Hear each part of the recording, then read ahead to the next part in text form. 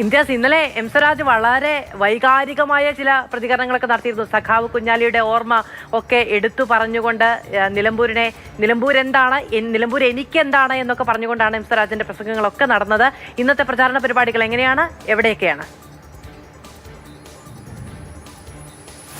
മാധു സജി, ദിവീഷ് മണി, ഇന്ന് എം സ്വരാജ് പ്രചാരണ പരിപാടികളുമായി പോയിരിക്കുന്നത് വഴിക്കടവ് പഞ്ചായത്തിലേക്കാണ്. ഇന്നലെ പോത്തുകലിലായിരുന്നു. അവിടെ നിന്നുള്ള ദൃശ്യങ്ങളൊക്കെ നമ്മൾ കണ്ടിരുന്നു.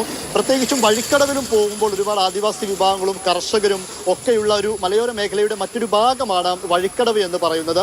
അവിടെയും എത്തി വോട്ടർമാരോട് വോട്ട് അഭ്യർത്ഥിച്ച് മുന്നോട്ട് പോവുക എന്ന പ്രചാരണ പ്രവർത്തനം വളരെ നേരത്തെ തന്നെ രാവിലെ 8 മണിയോട് കൂടി തന്നെ എം സ്വരാജ് ഇന്നും ആരംഭിച്ചിട്ടുണ്ട്. നേരത്തെ ഷിനോജിനോട് ആളുകളൊക്കെ സംസാരിക്കുമ്പോൾ പറയുന്ന വോട്ടിന്റെ ഭൂരിപക്ഷത്തിന്റെ കണക്കൊക്കെ പറയുന്നുണ്ടായിരുന്നു. എന്നാൽ ഇടത് ക്യാമ്പ് ഇപ്പോൾ ഉറപ്പിച്ചു പറയുന്നത് നിലമ്പൂരിൽ LDF ഭരണം തുടരും.